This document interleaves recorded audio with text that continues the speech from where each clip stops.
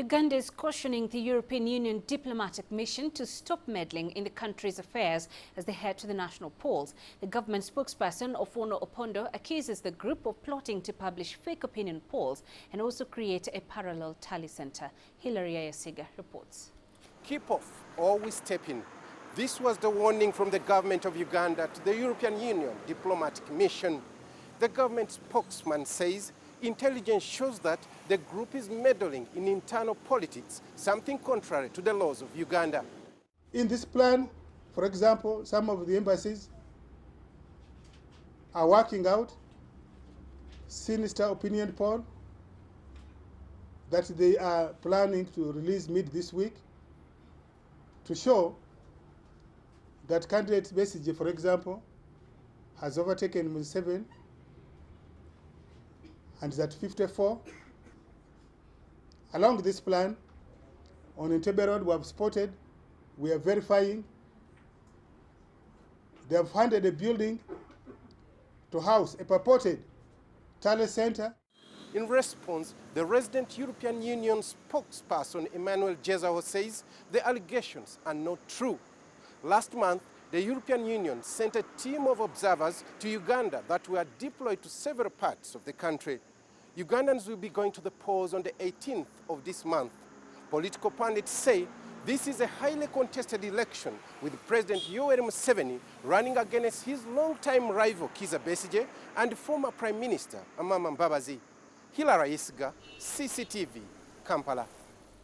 Let's get the EU's perspective on this saga. CCTV's Elena Casas is keeping tabs on this story. She joins us now with the latest from Brussels. Elena, have we got a response from the EU to Uganda's allegations that its delegation there is meddling in Uganda's internal affairs and has a sinister plan ahead of the elections?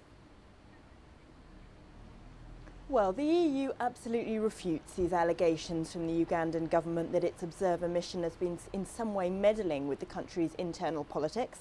They repeat that the 110 EU observers currently in Uganda are only there to carry out an informed and impartial investigation. It's true that the EU observers have drawn attention to certain potential irregularities in Uganda, particularly the question of access to media for opposition candidates and also campaign financing.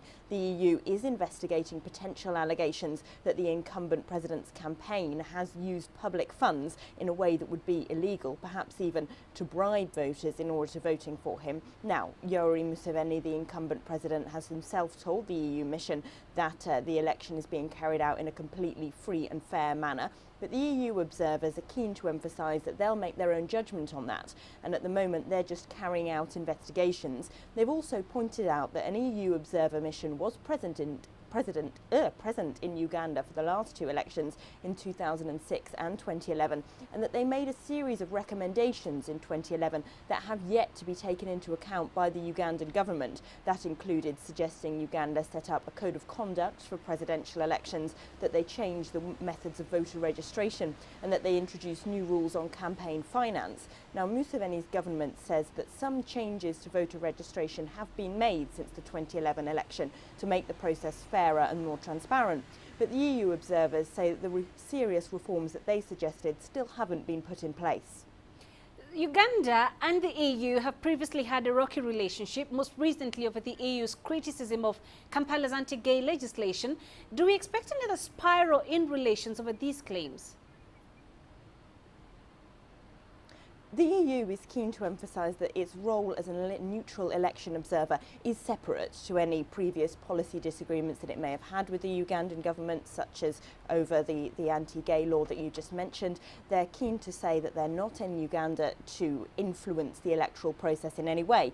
The idea is to be an informed and impartial observer mission, which can then, after the polls, make recommendations, as they did after the previous election, for how the election could perhaps have been conducted better.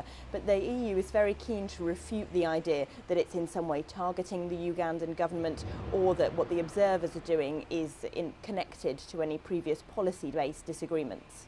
All right, Elena Casas live there for us in Brussels. Thank you.